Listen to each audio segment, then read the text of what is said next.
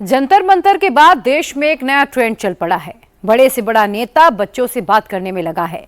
नरेंद्र मोदी, मोहन भागवत, राहुल गांधी, अरविंद केजरीवाल सब बच्चों की बातें कर रहे हैं। सबके सब 18 साल से लेकर 25 साल तक के बच्चों को अपनी साइड करने में लगे हुए हैं। नेता लोग इन दिनों जेनजी के ट्रेंड समझ रहे हैं। वे जेनजी की डिक्शनरी पढ़ रहे हैं, उन्हें फ्रेंड्स, ब्रदर्स एंड सिस्टर्स बना रहे हैं। बीजेपी से सीजेपी तक हर पार्टी जेनजी को हैप्पी करने में लगी हुई है। क्या 29 के चुनाव तक यही चलने वाला है? क्या अब जेनजी की ही मर्जी चलेगी? इस रिपोर्ट में समझिए। Today I learned the expression from you of what I am saying like this. RSS chief Mohan Bhagwat clock it करना सीख गए हैं। जेन जी ने भागवत को क्लॉक इट का जेस्चर सिखा दिया है। Today I learned the expression from you of what I am saying like this. Sir आप करिए साथ में करते क्लॉक इट। मोहन भागवत ने जिंदगी भर में इतनी बार जेन जी कभी नहीं बोला होगा जितना एक दिन में बोल दिया। जेन जी की बात है, जेन जी के बारे में। हम लोग जेन जी की आयु में थे। जेन जी ने आंदोलन नहीं करना चाहिए वगैरह ऐसा मैं करूंगा नहीं। जेन जी अल्फा जेन जी पर विश्वास रखूंगा।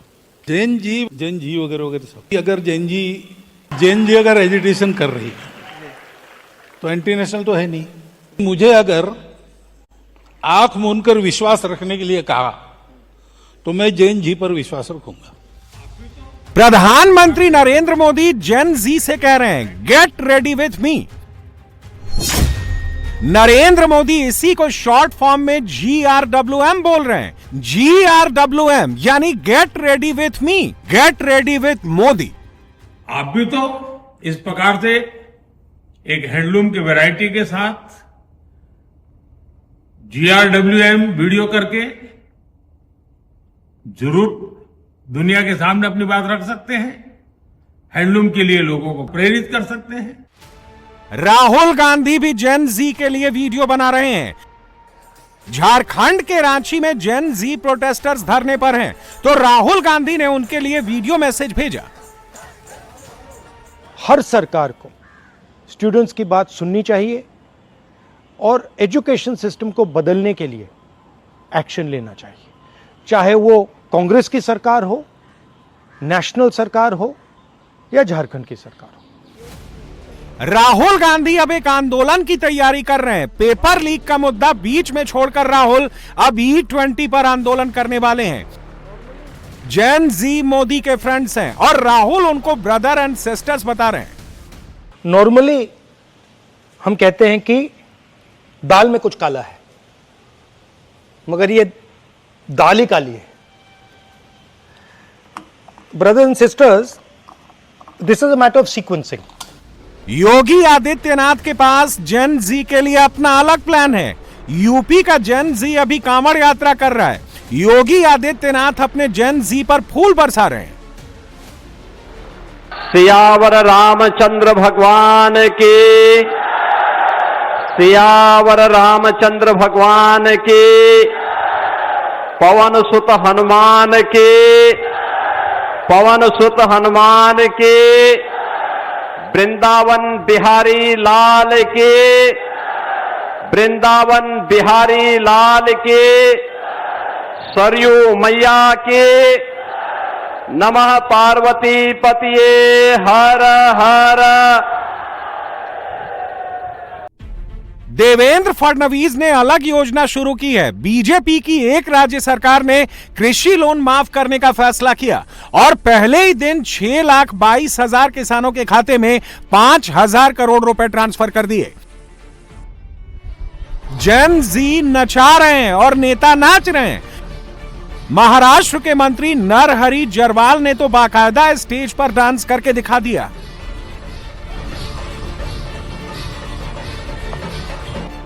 जंतर मंतर के बाद अचानक से सियासत का मंतर बदल गया है। बदली बदली सी बीजेपी दिख रही है।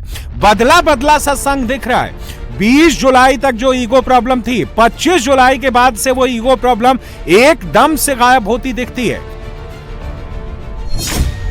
38 करोड़ जेन जी वोटर। 2029 चुनाव के लिए यह नंबर हर नेता के दिमाग में बैठ गया है। जेन जी को दबाने की कोशिश करके देख लिया गया, अब जेन जी को समझाने, बुझाने, मनाने का दौर चल रहा है।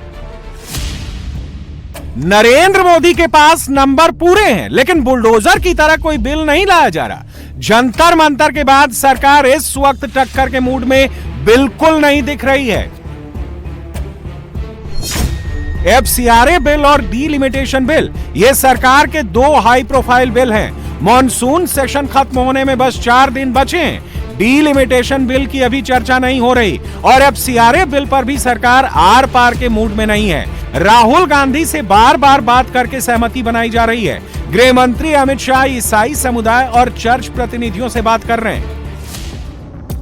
दिल्ली में अंदर ही अंदर एक पॉलिटिकल थ्रिलर चल रहा है। स्क्रिप्ट बहुत टाइट है। इस थ्रिलर के अगले सीन में क्या होगा, पक्के तौर पर कोई नहीं बता सकता।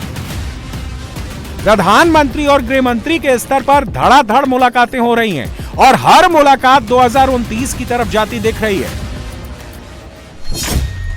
अकाली, मराठी, मुसलमान और ईसाई एक साथ डायलॉग के कई सारे फ्रंट खोल दिए गए हैं। इन मुलाकातों के बारे में विस्तार से आगे बताएंगे, मगर सबसे पहले बात उस मुलाकात की जिसने पिछले 24 घंटे में सबसे ज्यादा सुर्खियां बटोरी हैं। यह मुलाकात थी संघ प्रमुख मोहन भागवत और जेन जी की। मुंबई में भागवत 2000 से अधिक जेन जी और जेन अल्फा छात्रों से मिले। भागवत के इस प्रोग्राम को लेकर कई लोगों के मन में कई तरह की शंका थी।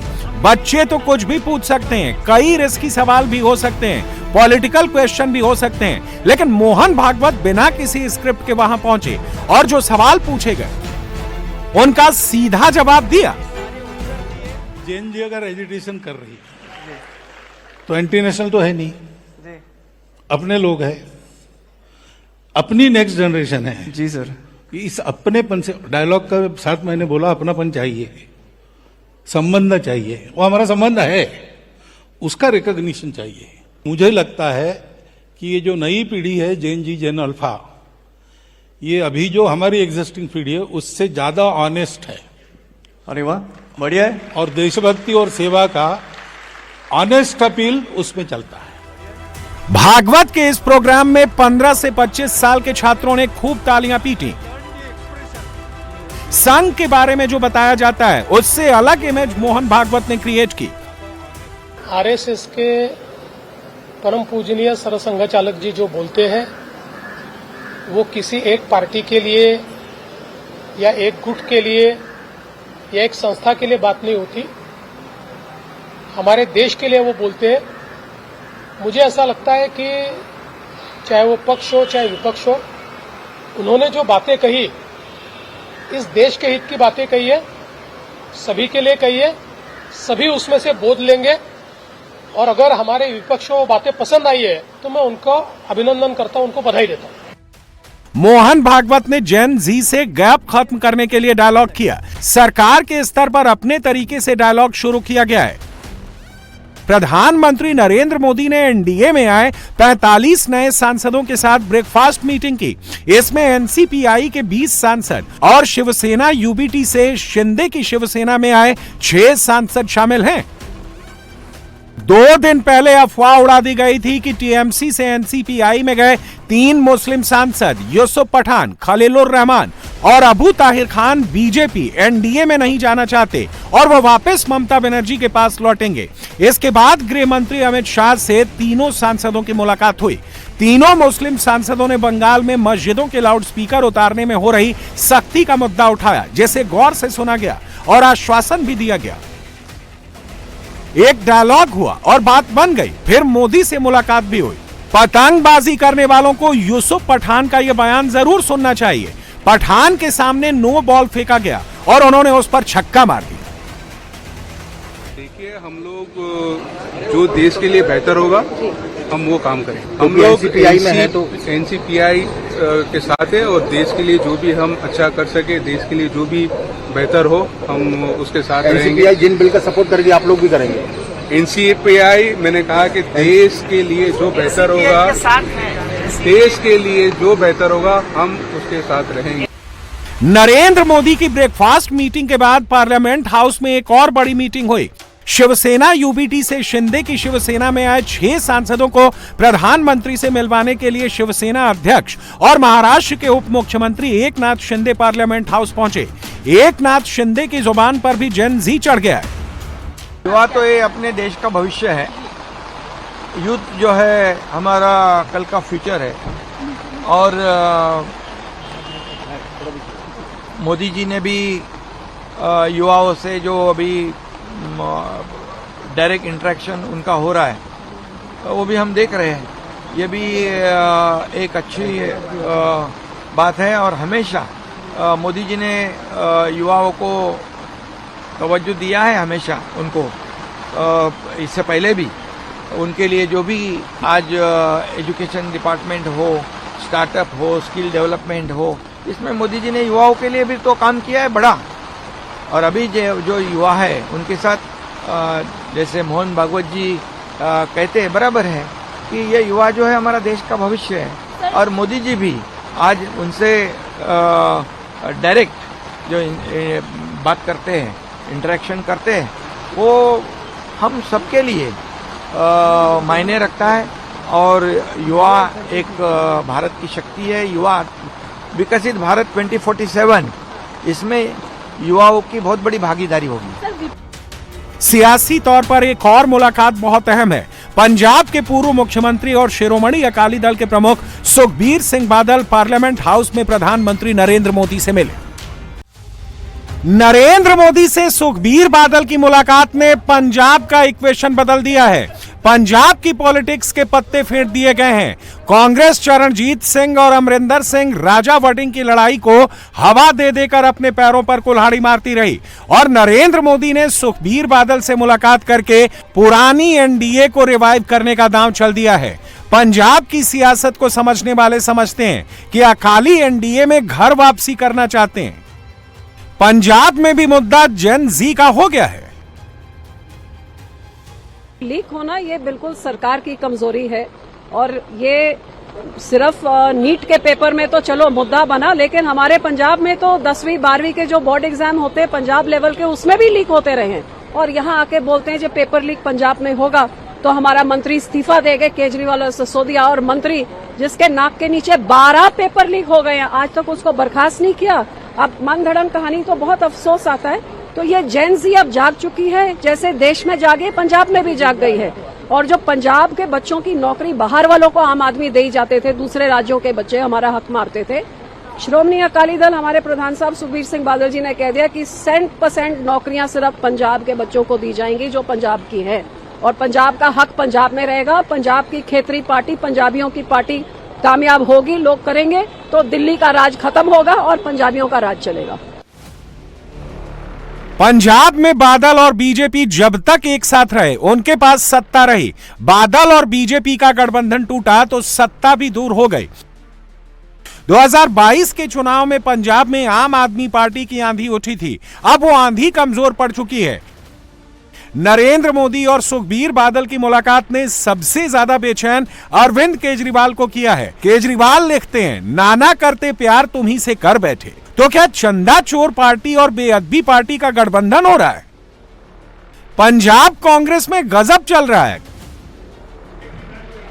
करीब महीने भर पहले तक कांग्रेस पंजाब में नंबर 1 पर दिख रही थी, अब वो नंबर 3 पर जाती दिख रही है। बीजेपी पंजाब में नंबर 4 की पार्टी से अचानक फ्रंट रो में आ गई है।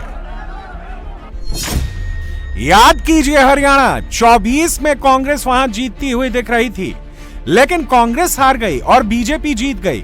इसी तरह महाराष्ट्र में कांग्रेस का गठबंधन जीतते जीतते हार गया और बीजेपी का गठबंधन हारते हारते जीत गया। क्या 27 में पंजाब में भी यही होने जा रहा है? बीजेपी को पंजाब में सिखों का सपोर्ट चाहिए था। अकालियों से बढ़कर इसमें दूसरा कोई मददगार नहीं हो सकता। कांग्रेस कोई सबक सीखने को तैयार ही नहीं है। वो अब भी लड़ रही है, मगर कांग्रेस दूसरों से नहीं, आपस में ही लड़ रही है। Captain Amrinder Singh, definitely, I get along with him. He's cool, and he's an expert on military history. So I like him quite a lot. Hello, Uncle Amrinder. जेन जी के सवाल पर राहुल गांधी ने पंजाब के पूर्व मुख्यमंत्री कैप्टन अमरिंदर सिंह को अपना पसंदीदा नेता बताया। कैप्टन अमरिंदर को राहुल ने हेलो अमरिंदर अंकल कहा। कैप्टन अमरिंदर सिंह कांग्रेस छोड़कर बीजेपी में जा चुके हैं। अब राहुल के बयान पर कांग्रेस के अंदर ही घमासान है। कैप्टन अमरिंदर सिंह ਨੂੰ ਤੁਸੀਂ ਉੱਪਰ ਤੰਜ ਕੱਸਿਆ ਉਸ ਸਟੇਜ ਦੇ ਉੱਪਰ ਤੁਹਾਡੇ ਵੱਡੇ ਲੀਡਰ ਰਾਹੁਲ ਗਾਂਧੀ ਜੀ ਕਹਿੰਦੇ ਮੈਨੂੰ ਕੂਲ ਲੱਗਦੇ ਨੇ, ਤਾਂ ਇਹਦੇ ਬਾਰੇ ਕੀ ਕਹਿਣਾ? ਉਹ ਯਾਰ ਕੂਲ ਲੱਗਦੇ ਹੋ ਸਕਦੇ ਹੈ, ਲੇਕਿਨ ਉਸ ਬੰਦੇ ਨੇ ਪੰਜਾਬ ਦਾ ਬੇੜਾ ਗਰਕ ਕੀਤਾ। ਉਹ ਉਹਨਾਂ ਦੀ ਉਹਦਾ ਗੱਲ ਕਰ ਰਹੇ, ਉਹਨਾਂ ਨੇ ਇਹ ਨਹੀਂ ਕਿਹਾ ਵੀ he is a good chief minister. ਹੋ ਸਕਦਾ ਪੁਰਾਣੀ ਗੱਲ ਦੇ ਬਾਰੇ ਉਹਨਾਂ ਨੇ ਇੱਕ ਜ਼ਿਕਰ ਕੀਤਾ ਹੋਵੇ ਜਾਂ ਉਹਨਾਂ ਨੇ ਕੂਲ ਕਿਹਾ ਹੋਵੇ, ਔਰ ਮੈਨੂੰ ਕੋਈ ਕੂਲ ਲੱਗ ਸਕਦਾ ਹੈ ਇਹਨਾਂ ਨੂੰ, ਪਰ कैप्टन अमरिंदर सिंह ने पंजाब का बेड़ा गर्क किया। जंतर मंतर के बाद बीजेपी ने काम करने का तरीका बदल दिया है। फैसला सुनाने की जगह डायलॉग का रास्ता अख्तियार किया जा रहा है। दूसरी तरफ विरोधी पार्टियां कुछ भी सीखने को तैयार नहीं है। दिल्ली में जंतर मंतर का क्रेडिट राहुल गांधी को नहीं मिला। राहुल गांधी ने अमित शाह का इस्तीफा मांगा, वो भी नहीं मिला। अब राहुल E20 पर कूदे हैं। उन्होंने एक वीडियो बना लिया है, उसे पोस्ट कर दिया है, लेकिन क्या इतना काफी है? जंतर मंतर का जेन जी किसी एक पार्टी से एसोसिएटेड नहीं था। वो एक इस्तीफा लेने आया था और इस्तीफा लेकर चला गया। जंतर मंतर के बाद मोदी ने कोर्स करेक्शन किया। संघ ने भी जेन जी को सुनना शुरू किया। आपने भी गौर किया होगा, बीजेपी संसद में अपने युवा सांसदों को आगे बढ़ा रही है, उनको बोलने के ज्यादा मौके दे रही है। जो मुझे तंज किया जाता है, तुम कब से संघी बन गए, मुझे संघी बनना है। मुझे जो है बीजेपी आरएसएस की आइडियोलॉजी, जिसे एक अवेकन्ड हिंदू, मुझे बनना है, मुझे कन्वर्ट होना है। मैं क्यों नहीं कन्वर्ट हो सकती? तो ये जो दोगलापन है समाज का, जब हिंदू बेटियों की बात आती है, तो जो समाज के ठेकेदार है वो एक अग्नि परीक्षा के लिए हमारे 10 साल पुराने, तुम तो पार्टी करती थी, तुम तो ये करती थी, ठीक है मैं सब कुछ करती थी, लेकिन आज मुझे भी कन्वर्ट होना है और मुझे जो है एक डिफाइंड और एक अवेकन्ड हिंदू बनना है। तो मेरे लिए वो रास्ता क्यों बंद है?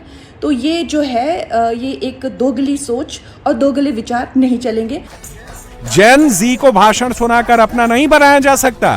जेन जी को समझना है तो उसे सुनना पड़ेगा।